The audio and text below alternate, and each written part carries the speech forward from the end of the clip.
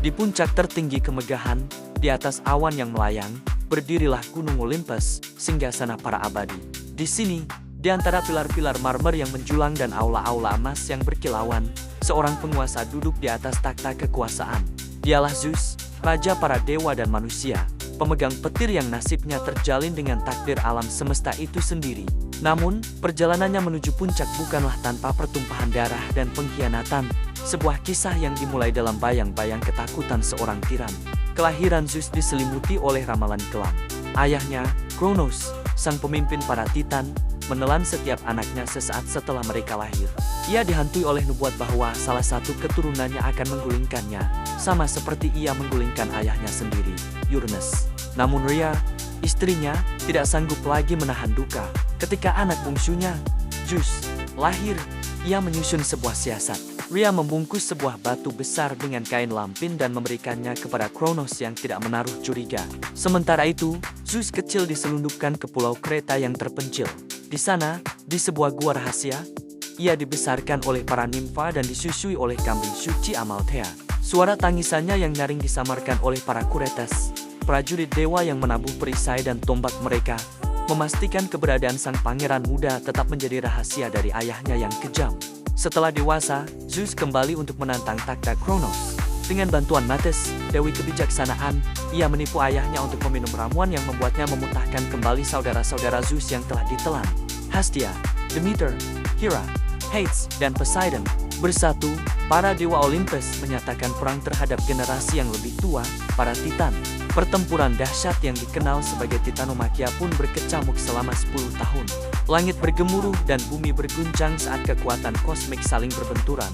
Zeus, dengan senjata andalannya yang ditempa oleh para Cyclops, melemparkan petir yang menyambar-nyambar, menghancurkan benteng pertahanan para Titan dan akhirnya mengamankan kemenangan bagi para dewa Olympian. Para Titan yang kalah kemudian dilemparkan ke Tartarus, jurang terdalam di dunia bawah. Kemenangan telah diraih, dan tatanan dunia yang baru harus ditegakkan.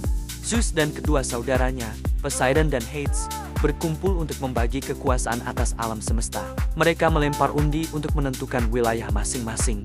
Zeus, sebagai pemimpin kemenangan, mendapatkan hak atas langit dan angkasa, menjadikannya penguasa tertinggi. Poseidon menerima kekuasaan atas lautan, sungai, dan segala perairan di dunia. Sementara itu, Hades memperoleh dunia bawah yang kelam, menjadi raja bagi arwah orang mati.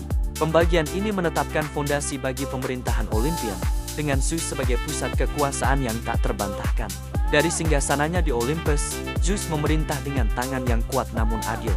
Dikelilingi oleh dewa-dewi yang setia, ia menjaga keseimbangan kosmos, menegakkan hukum ilahi, dan memastikan keadilan bagi para dewa maupun manusia. Meskipun seringkali digambarkan sebagai sosok yang mudah murka dan tidak sabaran, ia juga merupakan sumber kebijaksanaan dan pelindung bagi mereka yang lemah. Ia menghukum yang sombong dan menghargai yang saleh, menjadikan pemerintahannya sebagai era keemasan di mana tatanan dan hukum menjadi pilar utama peradaban. Namun, kisah Zeus tidak lengkap tanpa kisah cinta dan perselingkuhannya yang tak terhitung jumlahnya. Hubungannya dengan dewi, nimfa, dan wanita fana menghasilkan banyak keturunan yang menjadi pahlawan dan tokoh penting dalam mitologi Yunani. Dari persatuannya dengan Metis, lahirlah Sina, Dewi Kebijaksanaan, yang secara dramatis keluar dari kepala Zeus dalam keadaan dewasa dan mengenakan baju zirah lengkap. Kisah-kisah lainnya melahirkan Apollo, Artemis, Hermes, dan pahlawan besar seperti Herakles. Keturunannya yang beragam ini menyebarkan pengaruhnya ke seluruh penjuru dunia, memperkuat posisinya sebagai bapak bagi banyak tokoh legendaris.